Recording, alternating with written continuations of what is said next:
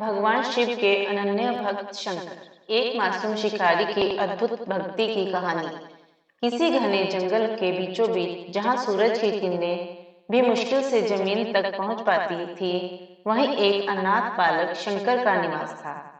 शंकर का कोई परिवार नहीं था। उसे जन्म लेने के बाद ही जीवन के थपेड़ों के हवाले छोड़ दिया गया। लेकिन जंगल में रहने वाले शिकारियों के एक गिरोह ने उसे पाला और जीवन के कठोर नियम सिखाए। जंगल का जीवन, वह औपचारिक शिक्षा से अनजान था, लेकिन उसने जंगल में जीने की कला सीख ली थी। वह शिकार करना जानता था, नदी के ठंडे और मीठे पानी से अपनी प्यास बुझाना जानता था और जंगली फलों से अपनी भूख मिटाना जानता था। उसे दुनिया के रीति रिवाजों और परंपराओं की कोई जानकारी नहीं थी। उसकी दुनिया केवल जंगल था। मंदिर का पहला दर्शन। एक दिन शंकर अपने शिकार के दौरान जंगल के रास्ते भटक गया। चलते चलते वह एक नदी के किनारे पहुंचा, जहां उसने देखा कि बहुत से लोग एक पत्थर की आकृति के चारों ओर चिल्ला रहे थे, फूल, फल और नारियल चढ़ा रहे थे। शंकर ने सोचा, शायद यह कोई मकान होगा जहां लोग रहते होंगे, लेकिन यह वास्तव में एक प्राचीन शिव मंदिर था। शंकर ने पहले कभी ऐसा कुछ नहीं देखा था। उसके मन में जिज्ञासा जागी कि ये लोग यहाँ क्या कर रहे हैं। पहली मुलाकात और प्रश्नों की झड़ी। थोड़ी देर तक इंतजार करने के बाद जब लगभग सभी लोग मंदिर से चले गए, तो उसने एक युवा लड़के को मंदिर से बाहर आते देखा।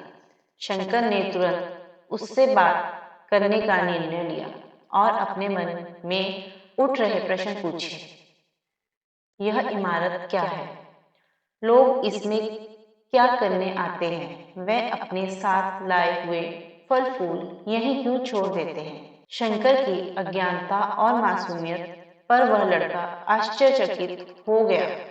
उसे यह नहीं पता था कि शंकर जंगल में रहता है और पूरी दुनिया से अनजान है, लेकिन फिर भी उसने धैर्यपूर्वक उसके सभी प्रश्नों के उत्तर दिए। शंकर की पहली प्रार्थना। लड़के ने बताया कि यह भगवान शिव का मंदिर है और लोग यहाँ भगवान शिव को प्रसाद चढ़ाने तथा अपनी इच्छाएं मांगने आते हैं। शंकर ने सोचा, यदि भगवान इच्छाएं पूरी करते हैं, तो मुझे भी अपनी इच्छा मांगनी चाहिए। उसने हिचकिचाते हुए शिवलिंग के सामने खड़े होकर कहा, हे भगवान शिव, मुझे शिकार करने दो ताकि मैं भूखा ना रहूं। मेरे पास आपको चढ़ाने के लिए कुछ नहीं है, लेकिन अगर आप मेरी प्रार्थना सुनेंगे, तो मैं अपने शिकार में से आपका हिस्सा अवश्य दूंगा। पहली परीक्षा। अगले दिन शंकर शिकार के लिए निकला, लेकिन पूरे दिन भटकने के बावजूद उसे कुछ नहीं मिला। भूख से परेशान होकर उसने सोचा कि शायद मंदिर के लड़के ने मुझसे झूठ कहा था, लेकिन उसने हिम्मत नहीं हारी और प्रयास जारी रखा। संध्या होते होते उसे दो खरगोश मिले। उसने उन्हें मार डाला और याद आया कि उसने शिवजी से वादा किया था, इसलिए वह एक खरगोश को लेकर फिर से मंदिर गया और शिवलिंग के सामने रख दिया। हे भगवान, कृपया अपना हिस्सा ले लो। शिवरात्रि की पावन रात्रि। अगले दिन जब मंदिर के पुजारी आए, तो उन्होंने वहां खरगोश को पड़े देखा। यह कौन पापी है जिसने मंदिर को अपवित्र किया? वे गुस्से में थे और उन्होंने मरे हुए खरगोश को बाहर फेंक दिया। शंकर ने जब यह देखा, तो वह फिर से मंदिर गया और शिवलिंग से पूछा, भगवान, आपको मेरे द्वारा लाया गया भोजन कैसा लगा? लेकिन तभी उसका ध्यान गया कि उस दिन मंदिर में भारी भीड़ थी, क्योंकि यह महाशिवरात्रि की रात थी। वह घबराया और पास के बेल वृक्ष पर चढ़कर बैठ गया। इंतजार करते हुए उसने बेल के पत्ते तोड़कर नीचे गिराने शुरू कर दिए, जो अनजाने में मंदिर के पीछे स्थित एक पुराने शिवलिंग पर गिर रहे थे। शंकर मंत्रमुग्ध होकर भक्तों के भजन सुनने लगा। और धीरे धीरे स्वयं भी ओम नमः शिवाय का जाप करने लगा। शिव की परीक्षा और आशीर्वाद। रात बीत गई और जब सभी भक्त चले गए तो शंकर मंदिर में प्रवेश किया। उसने देखा कि शिवलिंग की आंखों पर लाल निशान थे, शायद भगवान को चोट लगी है। उसने जंगल से औषधीय जड़ी बूटियां लाकर उन निशानों पर लगाई, लेकिन कोई परिवर्तन नहीं हुआ। अगर प्रभु अंधे हो गए हैं तो मुझे अपनी एक आंख उन्हें दे देनी चाहिए।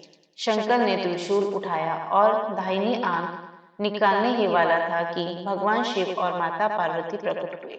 बस तुम्हारी भक्ति ने मुझे प्रसन्न कर दिया, तुम सच्चे भक्त हो। भगवान शिव ने कहा, आज से तुम मेरे सबसे प्रिय भक्तों में गिने जाओगे और तुम्हारा नाम हमेशा मेरे साथ लिया जाएगा। तुम्हें अमरत्व का आशीर्वाद प्राप्त होगा। इतना कहकर भगवान अंतर्ध्यान हो गए और तभी से लोग शिव के साथ शंकर भी जोड़ने लगे। कहानी से शिक्षा। निष्कपट भक्ति का महत्व। ईश्वर केवल दिखावे की पूजा से प्रसन्न नहीं होते, बल्कि सच्चे प्रेम और निस्वार्थ समर्पण से प्रसन्न होते हैं। त्याग और सेवा की महानता। शंकर ने खुद को भगवान के चरणों में समर्पित कर दिया, जिससे हमें त्याग और समर्पण की शिक्षा मिलती है। शिवरात्रि का महत्व। इस कहानी से हमें समझ में आता है कि बेलपत्र, उपवास और श्रद्धा से की गई पूजा शिव को अति प्रिय होती है। जय भोलेनाथ। जय श्री श्याम। अगर यह कथा आपको अच्छी लगी हो तो कृपया इसे अपने परिवार और मित्रों तक जरूर पहुंचाएं। आपका एक शेयर किसी के जीवन में भक्ति और आनंद की ज्योत जला सकता है। अगर आपको हमारी कहानी पसंद आई हो तो कृपया लाइक करें, शेयर करें और हमारे चैनल को सब्सक्राइब करें। आपका सहयोग हमें और भी सुंदर कहानियां प्रस्तुत करने की प्रेरणा देता है। जय श्री श्याम।